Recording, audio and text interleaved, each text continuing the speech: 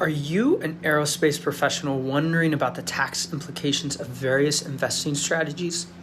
Hi, I'm Jonathan Harner. I'm the owner of Wichita Wealth Management, and we help people just like you answer questions like this every day so you can be prepared for retirement. We know the aerospace industry gives professionals such as yourself several ways to invest, and we want to be sure the way you are investing is the most tax-advantaged way for you so you can maximize returns and minimize your taxes. So what do we mean when we say tax efficiency or tax-efficient investing?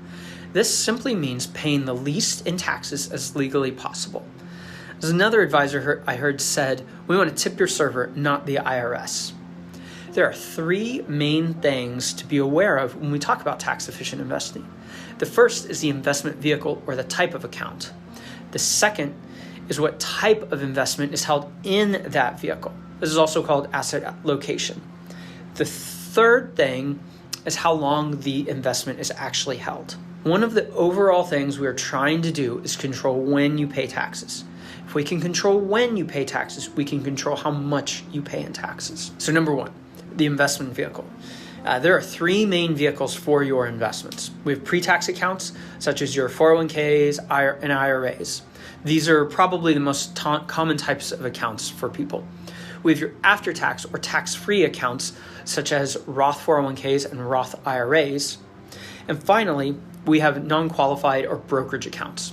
There are several names for this type of account, but the main distinction is that you pay taxes at capital gains rates. Something I often see is a client will have read some generic advice online that says this or that type of account is always the best. When you hear that something is always the best, that is almost always not true. So decisions around what investment vehicle is best should be based on your specific tax situation. So now that we know what type of vehicle we want to use, next we need to decide what type of investments to have in that account. This is called asset location, and it's different from asset allocation.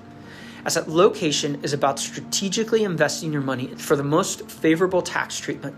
Different investments pay out returns differently.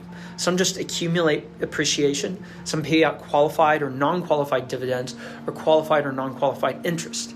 And each of these has different tax implications, so they should be held in different types of accounts depending on your goals. So now we have the investment vehicle, we have the right investments in that vehicle. Now we have several layers we can use to manage when you have a taxable event. We can do things like taking advantage of tax loss harvesting to use losses to offset gains. We can plan the optimal time for taxable events using things like Roth conversions or early retirement distributions or gifts. And we can maximize retirement planning with proper distribution order.